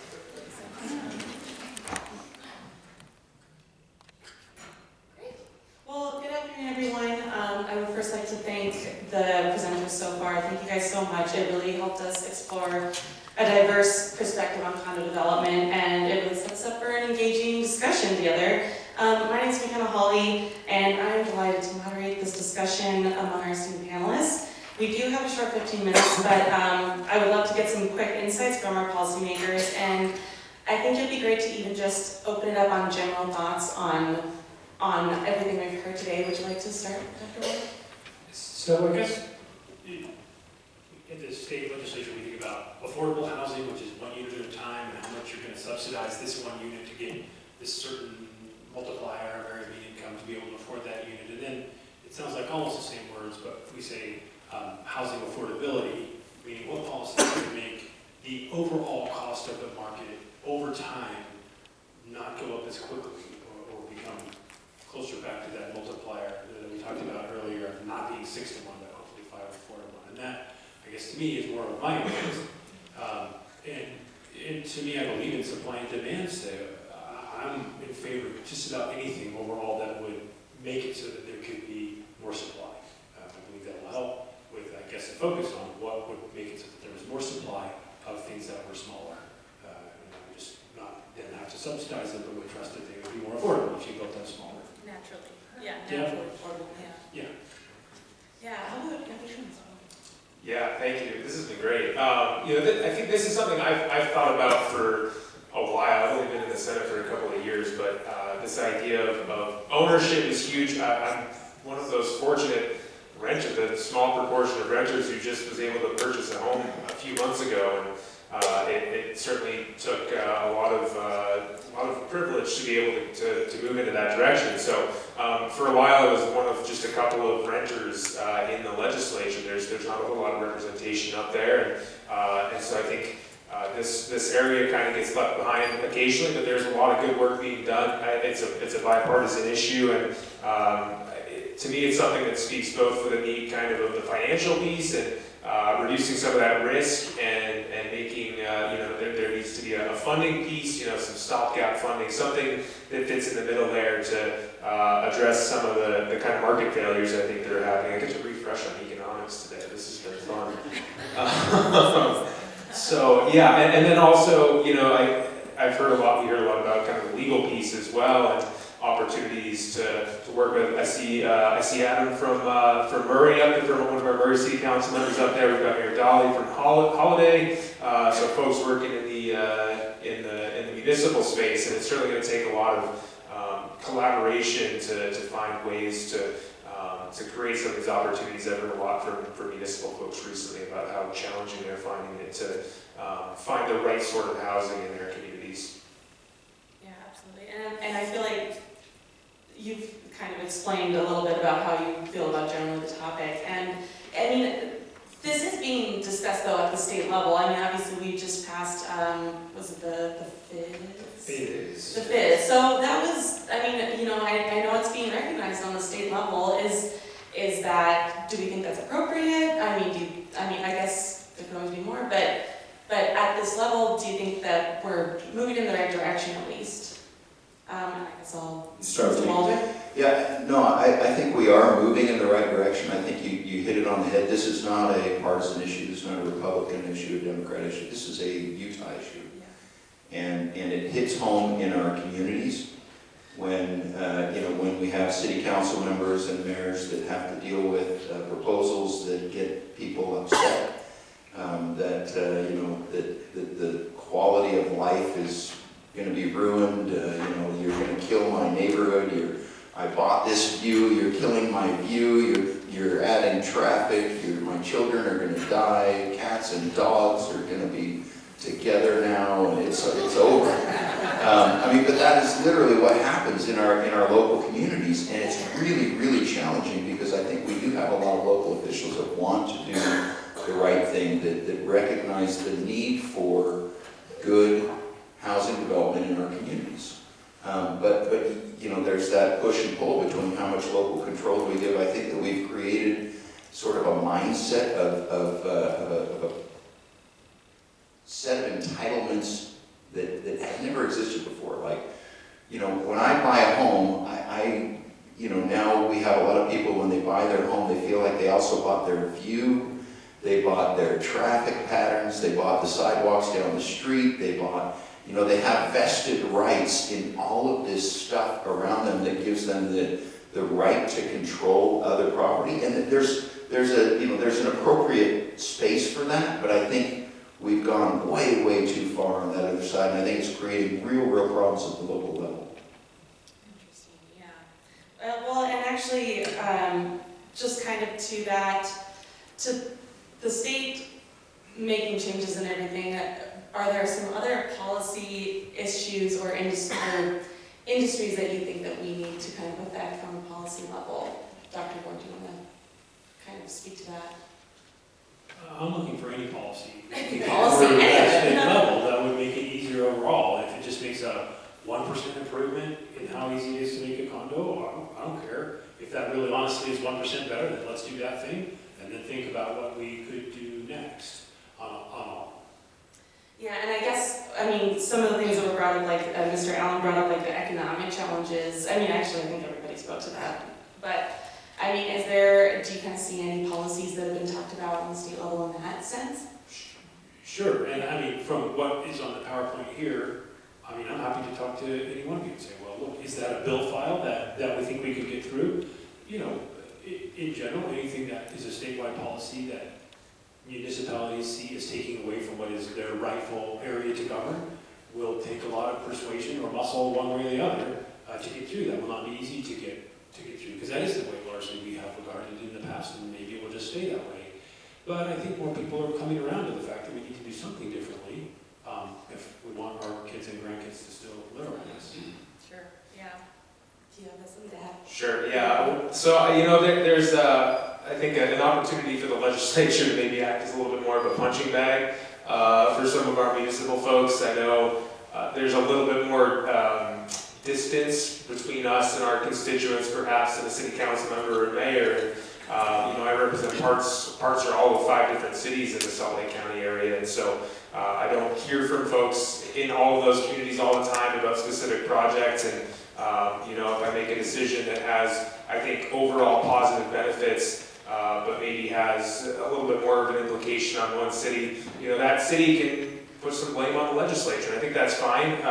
It's a little bit easier for me to say maybe as a Democrat without the majority and always the will to pass these things through kind of on our own. But that is kind of one of my perspectives. And kind of to a specific idea that I heard today, I think that it's one I kind of wrote down and then like starred here a couple times. This right to remedy for builders, that kind of fits into some work I think that was done this year. We have a property rights ombudsman here in the state. There might be a place to kind of slot that or some other ideas in, and certainly something I'd be open to looking into and working on with folks. Yeah. Let me add one thing, and we haven't really talked about this. It's something I've been just thinking about for a while, and this would be interesting to present this to this group and the people here. We have 2 separate building codes. Do it again. Oh, there we go. We have a building code for condo development. We have a building code for apartment development. And in many instances, the 20 don't meet. And so it becomes very, very expensive to convert from apartment construction to condominium construction down the line. And we have an economic structure right now in our country where we have a strong preference for building apartments, and there's a huge benefit to building apartments. But if we can streamline and sync those 2 pieces of code up so that, I know Mill Creek did this, where they required some of those units that they built as apartments to eventually be converted to ownership in condos. I think that's an area of policy that we can maybe do some things on the front end to allow for syncing up those code so that, and again, you have to do it reasonably. We don't want to overburden apartment construction, but we do want to make it so that it's possible for apartments down the road to be converted into condominiums without having to go back in and add walls and do all kinds of crazy stuff. Because right now it's the code for condos is stricter than for apartments. I guess we don't care about renters. I'm glad you're not one anymore, because now we can care about it. But, you know, if renters die, big deal. If condo owners die, holy cow, we lost somebody. But apparently that's kind of the background. I don't know where that came from, but I think that's something we need to change. Yeah, interesting. And I guess too, one of the things that I got from a lot of the presenters was that regulation change is not a big deal. Actually, I mean, it's not the biggest deal at the moment, and actually they were quite favorable almost compared to other places. And so I was kind of thinking, like, from your guys' perspective, you know, that's kind of like your main area, but, or kind of supporting, you know, the cities and the counties and however, but then kind of at this moment, what do you see then as maybe the biggest hurdle? Well, one of the other ideas that was brought up was whether or not even funding for different things, whether or not it goes to your CRE credit from the bank, if that could be used in some way that could make a larger number of things possible, then we should consider that. Yeah. So that's not necessarily, I don't know if that's a statute or a regulation change, but we, you know, figure that out. Yeah, because I guess with that wouldn't necessarily be in your wheel. I mean, Well, some of the money is only federal. I mean, we Yeah. have affordable housing funds that the state puts into all kinds of different projects, right. And some of it is in revolving loan funds. And if this is a place where revolving it through makes the project go through easier, then we should think that through in comparison to the other options that we already have made available.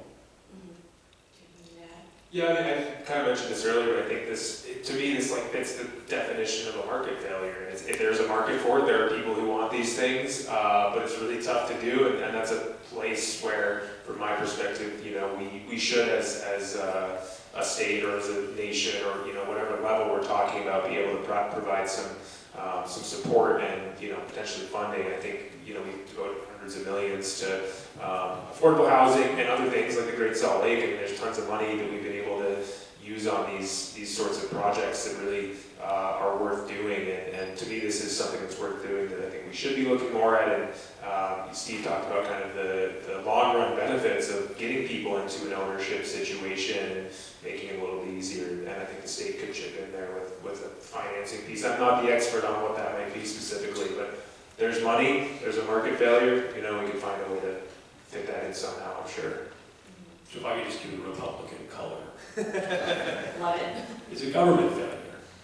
The government has incentivized certain things that it thought it wanted and disincentivized other things without realizing that it also would like to have those other things, and now those other things are hard to get because of the obstructions and incentives that the government has put in place. Yeah, it's a structure. It's Yeah. a structure that we're in. I don't take offense to that. Okay. Well, and I guess kind of that's it too. It's like, it's market government, like a failure that, okay, now how do we restructure this so that it does, you know, so that we can get the things we want, right? And I guess too, one of the things that came up a lot was litigation.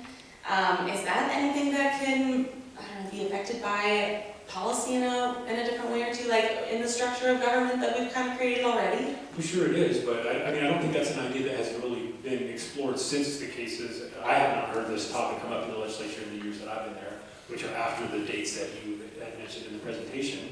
And anything that changes litigation is going to have two sides if you're advantaging one over the other, so you need to think about both those sides as you put something in place. But I think we're open for the discussion, right? When we have the CHA, the Commission on Housing Affordability, that we don't sit on, that meets all through the interim to hopefully bring policies back to the legislature that have been vetted by the sides, and I'm sure they'd at a minimum be willing to take the issue up to think about it. Yeah, absolutely. Yeah, I will push back on the last answer a little bit. There is still a place, I think, for, you know, government protections here to make sure that people aren't getting killed in, you know, falling homes and that sort of thing. So certainly, yeah, there needs to be like some sort of liability, but I thought there was the statute of limitations issue. I had circled that earlier, and then it sounds like maybe that's not as big of an issue here in Utah as I've been led to believe, but I'd love to catch up and learn more about what's going on there. But I think there are definitely legal pieces we could look at. It sounds like there's maybe more of a need for financing and that sort of stuff. Sure. And actually with the 35,000 homes in the next 5 years, did that piece, like with litigation, kind of come up at all? Because it is all types of housing, right? Yeah, well, the 35,000 is really targeted at single-family detached. I mean, that's kind of the white picket fence model we talked about, but that's only, you know, that was strategic, I think, by the governor, and you know, by saying this, we're going to focus on this, but we know everything else is going to flow out of that. So creating a balance between protecting individual rights, protecting people from bad actors. I mean, we have to do that. I mean, that's good for society. You know, we don't want to just have unfettered, you know, capitalism where you know, people can't be held to account for things that they've done wrong. But at the same time, if we go too far in that direction, then you chill the opportunity, because that opportunity cost for the developers becomes overly burdensome. We have insurers that now kind of run the show, you know, to a large degree, and our lenders run the show on this, and we see where we are. We are where we are because of that structure today. And so we can clearly see what the legal structure has produced, and it's not producing the right things. So I think just based on that, yeah, we ought to do something different. And whether it's perception or reality, we need to make sure we engage in that discussion. Absolutely. So, I mean, I'm kind of getting, yeah, just like rebalancing it. And we did have a quick panel, and I think I do want to save a little bit more time for question and answer. So if I could please invite the rest of the speakers up to the stage, if you don't mind, and we'll do a quick Q&A before we wrap this up. But thank you guys so much. I think that we do obviously have some things we've got to work on, but yeah, you can stay. Oh yeah, it'd be great. Oh yeah, of course. Yeah, no problem. But I did just want to say that it seems difficult, but I think everybody in this room and then everybody up here, that with the resources and the talents that you have, it's really encouraging. So I appreciate it.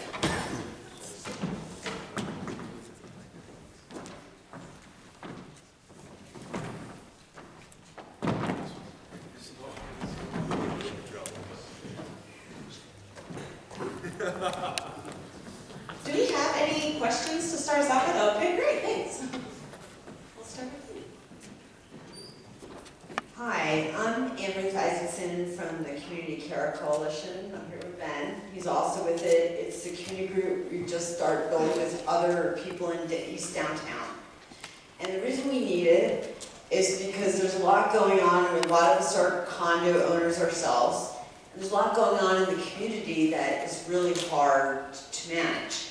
And I want to bring up an example about condos. So my question is, why are there so many workaround opportunities for developers in Salt Lake City when they're bringing us apartment buildings that isn't the desirable unit for people? It doesn't get people, as you said, it doesn't get them in the foothold of homeownership or allow them to, you know, sell a house when they're older and move to something smaller they can manage.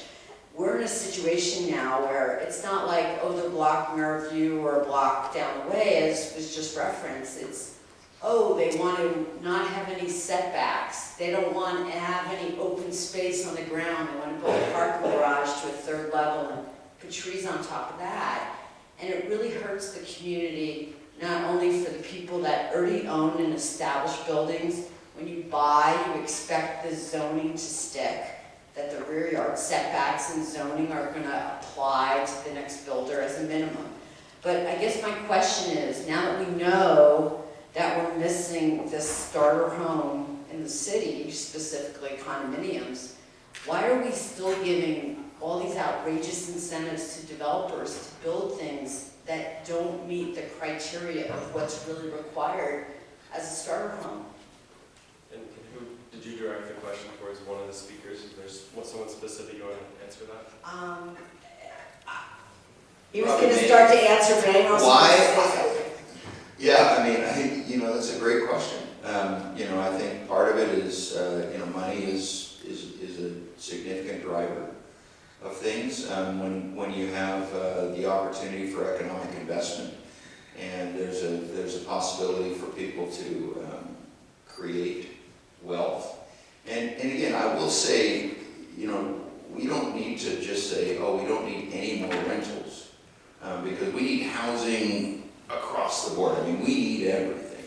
So it's not that we need to say, well, let's not do any more apartments, but we're out of balance. And I think that's probably the crux of your question is, how do we restore some of that balance in our production? And we haven't figured it out yet. I mean, there are regulatory things that we've talked about that I think we need to address. I think we need our municipalities to have another tool. Here's one other tool. We need to empower municipalities in some fashion to require an ownership component to some of the things that they approve. It's really tricky legally to do that, but there's a way to do that, because right now, you know, again, you have this kind of property rights side where, hey, I can do whatever I want, and you have the community side saying, I want you to do this, and we find some space in between there. And right now, we're not, that balance isn't hitting right. And so I think that's exactly what we're talking about today, is the fact that we need to adjust our structures so that we get a better balance. And part of that is the liability piece. Part of that is what power do we give to our municipalities to require certain things, and then what mandates do we give our cities to require other things. I mean, it's really challenging, because you have a lot of interests, a lot of people with a finger in this pie. But I think that's what this group is committed to do, and I think that's what we saw Representative Ward and Senator Blouin. They're committed to that, and I think we have to just, it's going to take some hard work, but we have to change. I totally agree with you. We have to do different. Thanks, Stephen. In the future, people who ask questions, can you direct it towards a speaker specifically? Okay, so Tom Merrill and I have the distinction of serving as the president of the American Towers HOA, which is a lot of fun. This is as much fun as you can imagine. My question actually has nothing to do with that, though, and it has to do with the opportunity of apartment to condo conversions. Maybe this is for the developers then. How is there a pathway for apartment to condo conversions as a bit of a backstop to all the construction that we're seeing right now? Is it fine that we have nothing but apartments for the next decade and then we convert some of them later? We have a resident code expert here, I'm sure. But for the developer's perspective, there are demographic differences between a typical condo buyer and a typical apartment renter. And part of this has to do with the duration of time the individual is expected to live there, and whether or not they're making a decision about their needs right now, or whether they're making a decision about their needs in the future, or the flexibility they need in case their future changes. You can imagine how that might change the design of an individual dwelling unit that needs to be thought through in any successful or sustainable condo design. Fair statement? Yeah. I would just say that, when we're first talking to developers, that's one of the questions. What's the long-term plan for this? And if indeed it is planned for that, then there are alternate plans with the elimination or the addition of some walls that will convert, units from apartments to condos. So that's very much in the initial conversation that we have with the developers that we work with. I think it's well within the right or responsibility of a municipality to request the developer of a new parcel to explore whether or not a condo map or a unit mix such that it could be converted to condo and built to that standard is feasible, even so far as in to say why you couldn't do that before getting off the hook for doing it. I will tell you that beyond the city requirement, if you have a condo map on a potential development that you plan to develop as apartments, it's still going to raise the eyebrows of the insurance company, of the contractor, of the architect involved, and there may be conditions in your contract with them that require you to make residual payments in the future that would break the budget on the project. And so since you don't know whether or not that's going to happen, it doesn't. So we do have clients that come to us from time to time and want to do a condominium conversion. But that triggers a new subdivision application, which means you're starting all over. You gotta get a new geotech report, you gotta get new engineering, you gotta draw a plat map, you need to do code upgrades, you might need to do seismic, you might need to add new fire suppression elements, and the cost of that is enormous. More commonly, we see de-condominiumization. We see people coming to us saying, we are so fed up with getting FHA condo approval, we're so fed up with condo certifications, we're fed up with the condominium regime, and this is of course not stacked condos, there are a lot of townhome style condos, and they say, get us out of the condo regime, so that's more common. To speak to the economics that Derek was talking about earlier, we have developer clients that are building condo projects and treating them as apartment projects. That speaks to how lucrative it is right now on a for rent basis to build a brand new product. It's still cash flow positive, or will be, as it appreciates, right? And then they can ride that wave if economics change. I have it separately parceled already. I don't need to do a condo conversion. I can sell off a third or all of them as I see fit. So the economics right now, the incentives are keep it for rent. And so we're getting approvals. You don't have to declare to the municipality whether that's going to be for rent or for sale. I can have them all separately parceled, but keep them as for rent product. And we see that a lot right now. So, yeah. Thanks. So we'll go 10 more minutes if you guys are okay with that. Go till 5:10. Let's get some more questions. Thank you. My name is Brenda Shear, and I'm currently a Salt Lake City Planning Commissioner. One of the tragedies of the barriers to any kind of discussion in Utah is that every single person who's presenting today is a white male and owns a house. So I am concerned that we can't find panelists who know something in Utah who can help us determine if you're a person of color or a renter or a woman that might have something to offer to a panel like this. I would like, but beyond that, I'm a curmudgeon, so everybody knows that. But beyond that, I would also like to know if there are any barriers to other kinds of ownership opportunities like co-ops or like a whole apartment project being purchased and then cooperatively divided. Is that yeah. So we have a cooperative association act in Utah. It's very underdeveloped. Utah is the first state in the country to have a condominium, actually, Greystone Manor. We do have some co-ops, but there's not really well-developed laws. And as I look at them, it's not as favorable of a environment for the owners as a condominium. So I don't see really an upside to it. We have cooperatives that come to us and say, this is confusing, lenders don't know how to treat us, buyers don't know how to deal with us, people don't know how to deal with us from insurance and lending perspectives. Can you make us some more traditional? So I think because it's uncommon, industry professionals don't know how to work with them, and that discourages that kind of model. I don't know anything about that subject, but I appreciate you pointing that out. I was texting my caucus, of which I am the only man in that caucus of 6 Senate Democrats, so thank you for pointing that out. My name is Ben, resident of downtown Salt Lake City, and I've seen a lot of kind of blight take place with old apartment buildings that are vacant, and it seems like there's a good opportunity to do conversions. And you did mention earlier there's a big difference between the regulations that we have between the apartments and condos, and I didn't realize that would be a thing that I hadn't really thought about, the differences there.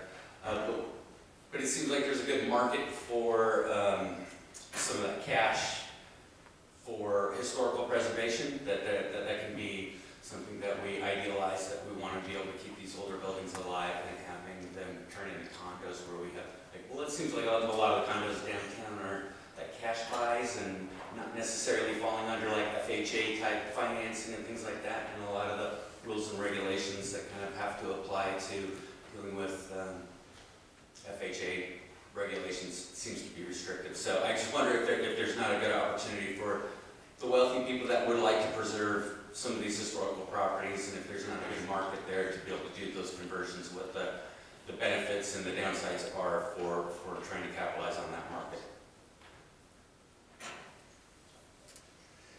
I'm looking at our Salt Lake Council Planning Commissioner. That's a fascinating question because there are, as we've heard, there are barriers to creation of condominiums when you're converting them from apartments to condos. When you layer in historic preservation, that actually creates massive cost increases, which are really challenging. I mean, we love it, and I think everybody likes it, but that does, you won't get affordable and historic preservation. Those two things are about as far apart as you can get. So just because the cost to remediate older buildings is, as Tyler was just saying, I mean, the regulatory structure of going back to the city and getting new seismic, new soils, new, you got to deal with lead paint, you got to deal with asbestos, you got to deal with. So the economics really drive that discussion, and I would just, I'd ask the developers if they've looked at that, if that's something that's even in the realm of possibility to take some of these older buildings, or is it, is it literally not feasible and the only option is to scrape and rebuild?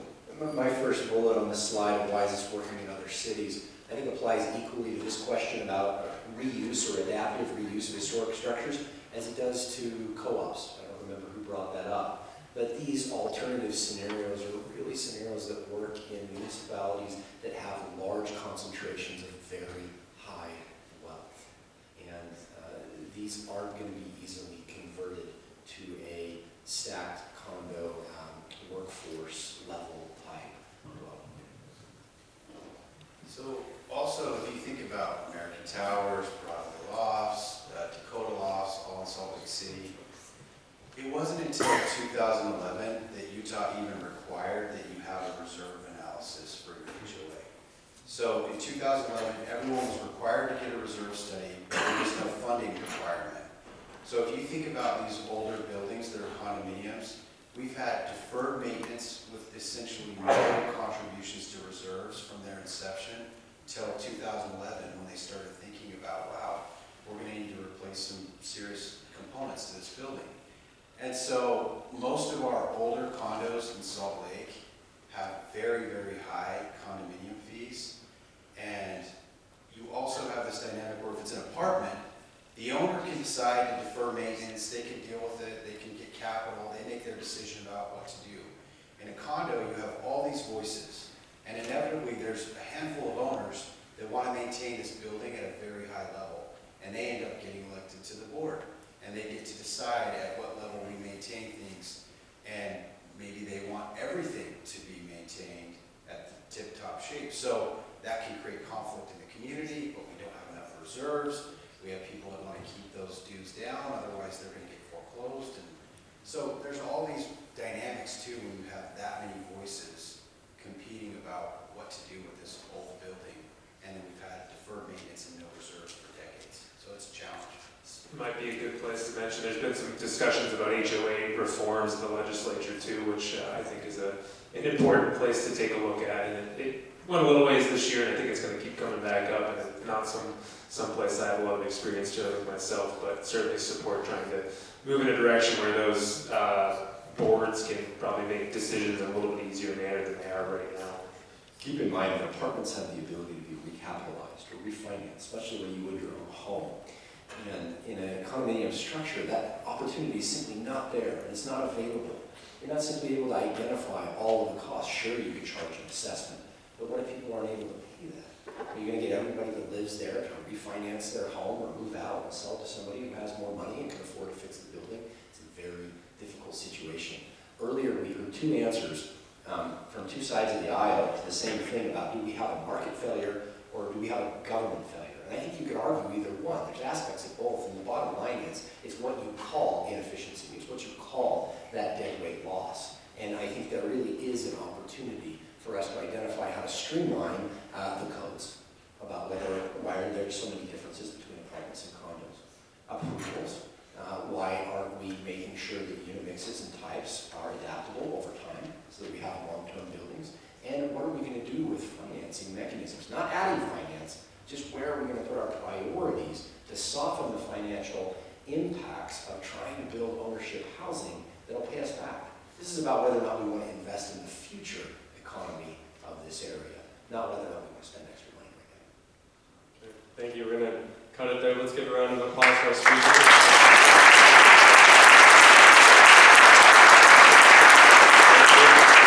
So just out the doors, we've got some snacks from Gourmet's that they're catering the event.